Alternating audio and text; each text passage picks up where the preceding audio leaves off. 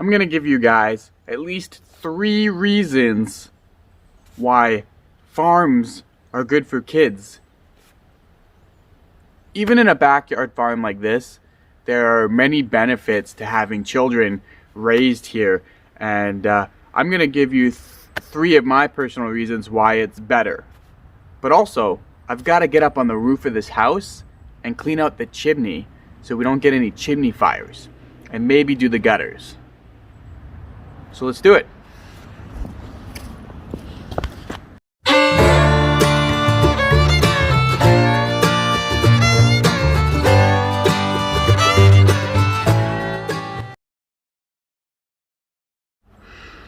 Look at the goats over there.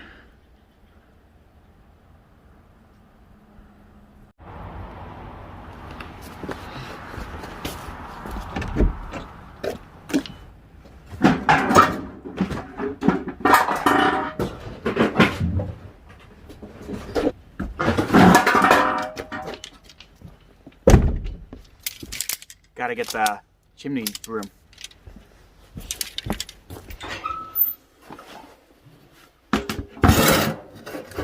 The first thing I think is good for kids is responsibility. We have animals out here and we have a vegetable garden and everything needs daily care, daily chores. And I know that in an urban setting, in a household, everyone's got their daily chores. But when there's animals that go hungry when you miss those chores, or there's eggs that go bad, or plants that the slugs get, or whatever, there's real consequences that maybe they miss out on food, or just knowing that animals might not eat if you don't do your chores and decide to skip out. Maybe the goats go hungry. So there's real responsibility in having a bit of a farm life, real chores and expectations and work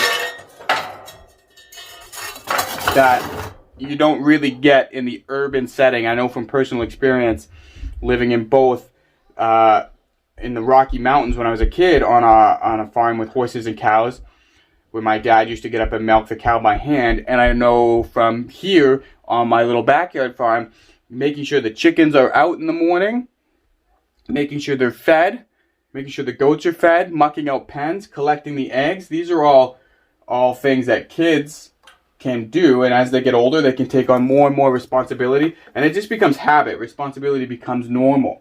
But I think that's one of the benefits for raising kids on a small farm or a large farm, or however it is, that they have to take on real responsibilities. If you live on a big farm and the hay needs to get done and you got to get out there super early, and you know those kids want to have a generation of their kids living on the farm, they have to step up to those responsibilities and meet the expectations of what the farm needs. That's number one.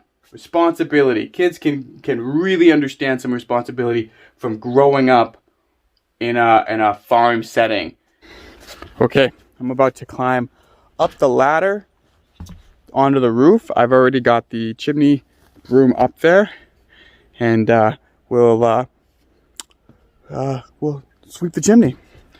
Chimney, chiroo. And then while we're doing this, we could talk about reason number 2. But first, let me get on the roof. Can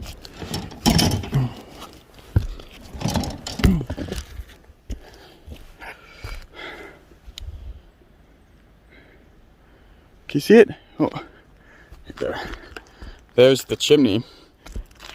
See all that? It's got to get cleaned. Okay, reason number 2. Hopefully you guys can hear me way over there. Is that kids get a real sense of where their food comes from, whether it's plants or meat. If you're just doing chickens or eggs, maybe you have goat's milk or cow's milk, whatever it is, there's a connection there. When you put the labor in and you see where it comes from, there's a better understanding. And so I think that's important for your children to know, that it doesn't just come from the grocery store, and there's work involved.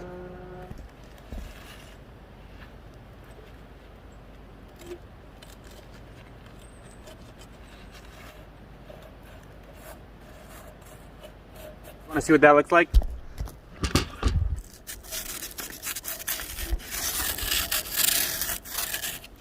all gotta go.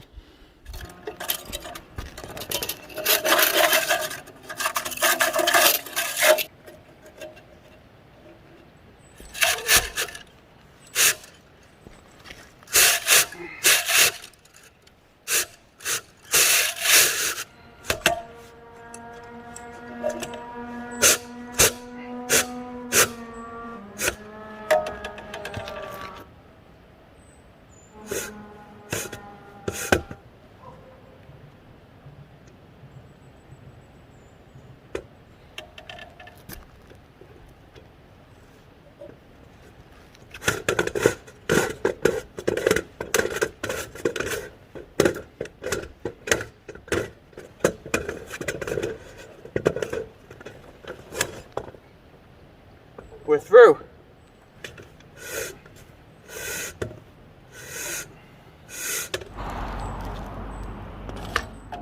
See the difference?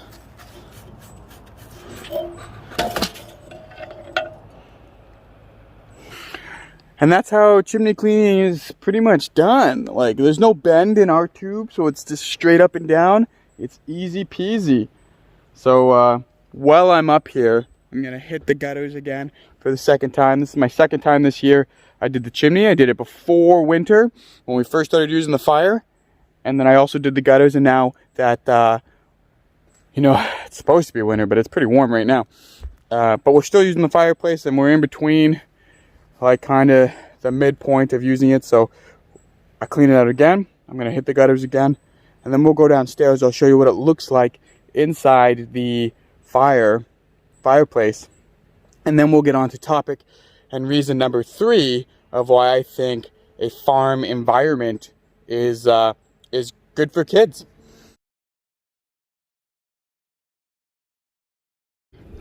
There is an upper view of our little backyard farm. The hardest part about getting on a roof is actually getting off of a roof. Guys, I got soaked on my knees and legs up there doing the gutters, but now we're back in the house. Let's take a look at the fireplace here.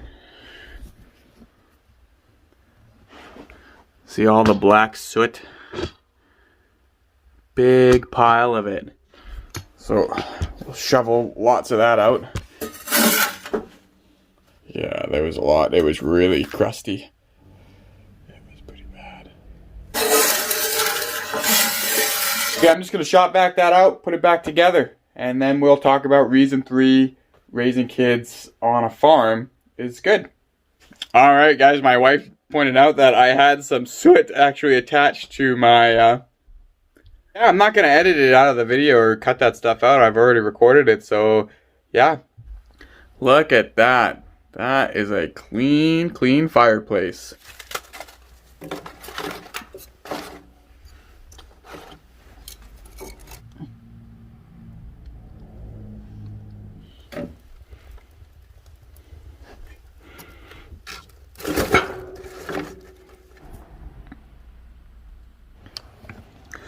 Alright guys, so here it is, the third and final reason farms are good for your kids. There's been studies that being around farm animals and being around all the things that are included in farms with like feed and hay and doing those chores and just being a part of that lifestyle, it actually helps against asthma and allergies, helps prevent it. I'm not a scientist and I'm not the one to be explaining all that. So I went ahead and I got some stuff off of the big wide web, and I will post that right now if you want to read it.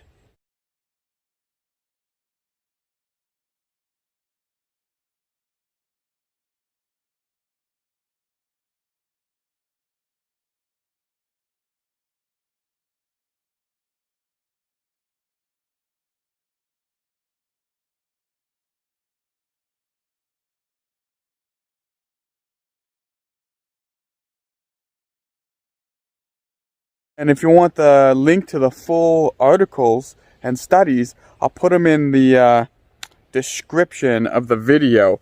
Yeah, I'm no scientist, but I can read the papers, so that's what it says. And I think that that's, you know, I've got a brother with asthma and allergies, and it seems like every kid, or every 1 in 3 or whatever, I have these problems. And these studies say that living on the farm help you fight against that. So, you know, that's a benefit to me. Yeah, discipline. Discipline was number 1.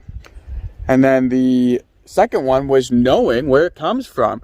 Knowing that eggs come from your chickens, and you have to feed those chickens to produce the eggs, and you have to gather the eggs, and you have to clean out the chicken coop, and you have to take care of them, and then, you know, you feed them and they feed you.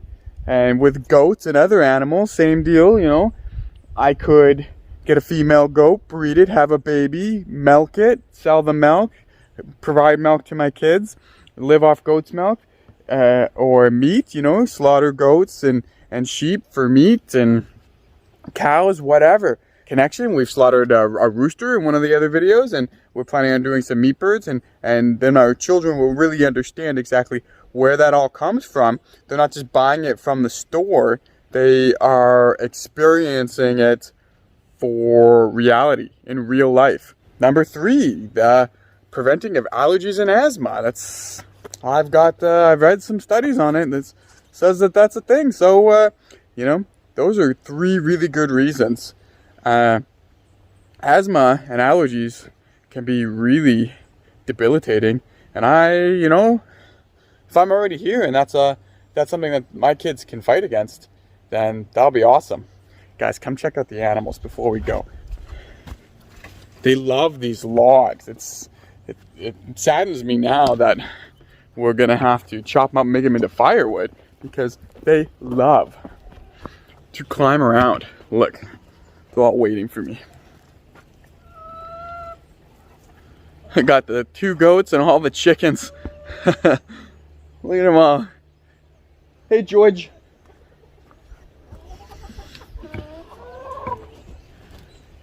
Hey, George. Hey, ladies. Okay, guys. You know what? Yeah, let me know the pros and cons that you guys believe come from living on a backyard farm, or vice versa, the pros and cons of living in a city, in a neighborhood. And there's lots of benefits. I grew up in many places in California and Ontario, and we lived in cities, and I lived in the Rocky Mountains, and I've experienced living with horses and cows, and I've also experienced living downtown and in my teens and in California, and now here on Vancouver Island, which is kind of a mixture of both, of city and country, right there, all at your fingertips, really. So yeah, I hope you guys like this video, and you know, I've been avoiding saying the subscribe button, but maybe, you know, if you like this sort of stuff, hit the subscribe, leave comments, support us, and that gives us motivation to keep going on doing more videos. We plan on doing videos on tilling the garden and planning out where things are gonna go this year, and doing vertical growing gardens, and we'll film our setup for that, and that's coming up in the next couple months here as the weather gets warmer.